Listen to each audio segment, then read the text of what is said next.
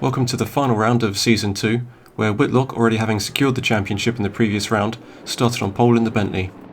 Starting alongside him in second was Jones, who was tied for 5th and no doubt wanted to secure that 5th place in the championship. The front of the pack got through the start of this 75-minute race cleanly, while there was a little bit of drama at the back involving a few cars. And some more drama at turn 2, as Gold shunted Friesen into Tim's shade, unfortunately leaving Tim backwards, which would not help the Shade Bros as they tried to secure their lead of the team's championship. Whitlock and Rasmussen were in a better position to take the team's championship in 1st and 6th, although they had abandoned their Bentley team livery and would get a team points penalty, so the Madhouse cars of Walker and Friesen in 9th and 11th had a good chance of taking the team's championship. But at the start of lap 2, Tripod missed his braking point and collided with Friesen, resulting in significant damage for Friesen's car, and he limped around the track to take a long pit stop repairing his Bentley. After some drama on lap 1, de Groot's car was also handling badly, and he followed Friesen into the pits after this accident. On lap 7, Blair was running in 3rd, but spun on the exit of turn 4, soon joined by Panda. Panda had lost 4 positions, while Blair's car had suffered damage and limped back to the pits, where he retired from the race. There was a mandatory pit stop in this race, and de Groot had already done a pit stop. He had a couple more crashes, and faced with damage and another 35 laps to go, he retired from the race. Pitch also had a crash after taking his mandatory pit stop, but despite losing a lot of time with a second pit stop, he stayed in the race. On lap 11, Walker got the opportunity to get alongside Portis, having been stuck in 7th, and no doubt wanted to score as many points in the team's championship as possible, and was one of many drivers, including Portis, that were still battling for positions in the Drivers' Championship. Despite the pressure of the cars behind, Portis held on to his position. On lap 13, slight contact between Polo and Panda had left Polo sideways in the battle for 10th, dropping Polo to 15th. Polo was then battling against Panda's teammate Fukara, with the two going side by side for a few corners. Fukara was only a few points away from gaining or losing championship positions on this final round, and fought hard to try to overtake Polo, but by turn 12, Polo had emerged ahead to defend his position. Fukara's race then started going badly, with a drive-through penalty, then this spin on lap 18, and then another drive-through penalty, finally emerging in 19th after a mandatory pit stop. Wolf and Gould also had drive-through penalties, and these penalties seemed to be for exceeding track limits. Then Collis, taking his mandatory pit stop on lap 20, had a stop-and-go penalty for breaking the pit speed limit, and exited the pits on the following lap, having lost 8 positions from 13th. Fukara's race then got even worse, with another spin and more visits to the pits. One of the pit stops was 20 minutes long, but Fukara was then able to return to the race despite being 14 laps down. Jones was running in 2nd, but a bad pit stop where he had to restart the car dropped him to 4th. So after the pit stops, Whitlock remained in the lead with a 7-second gap to Hutchings in 2nd.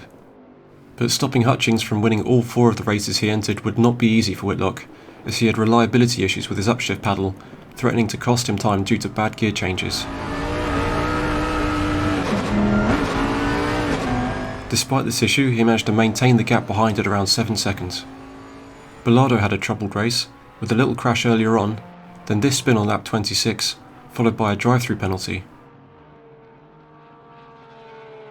Pitch had some terrible luck, with this spin 3 laps before the end, and then you'll see what I mean by bad luck on this next incident.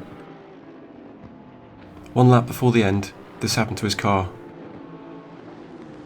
It looked like it was a connection problem for Fukara, which happened at the worst possible moment for Pitch, causing damage to Pitch's car. As far as I could tell, it didn't have an impact on his race result, so fortunately that glitch didn't affect the final championship standings. And at the end there was a battle for 2nd, as Hutchings was trying to stay consistent to hold off Rees in 3rd, and Jones, after his bad pit stop, was keeping up with them. Whitlock ahead was slowly building a gap despite his gear troubles, so the best Hutchings could do is try to hold on. Rees lost his chance at 2nd, as he would peel off into the pits to serve a drive-through penalty, releasing Jones to go after Hutchings. But although Jones had the pace to stay right with Hutchings, he just couldn't get through, and would have to settle for 3rd. So it was a 7th win for Ryan Whitlock, the champion ending the season convincingly from pole, and taking the fastest lap. He built an impressive gap of 116 points ahead of the rest of the competition.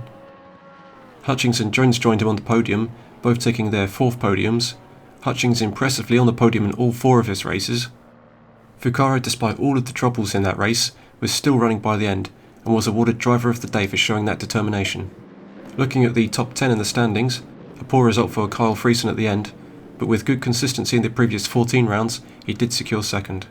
Tim Shade was not far behind, improving on last season's 6th position, taking 3rd in the championship this time around. Portis again finishing above 400 points, this time in 4th, and was the only driver to get a race win in both seasons. Jones, with a good string of results towards the end, took 5th. Dan Shade, with good attendance and consistency, placed both of the Shade Bros drivers in the top 6. Walker missed 4 races but had a good start and end to his championship, taking 7th. Polo placed 8th again, but had scored more points this time around in a season that was more competitive than the previous one. With good consistency in attendance, Tripod placed 9th, and just holding on to 10th was Rasmussen going back at the end, taking his second best result with 4th. And that turned out to be critical for the team's championship, as the Bentley team of Whitlock and Rasmussen had very few points to spare. The team's championship was already close, and due to a team livery violation, the Bentley team were not awarded full points for that last round, although they still won the team's championship just ahead of the Shade Bros, and even closer with Friesen and Walker of Madhouse in 3rd.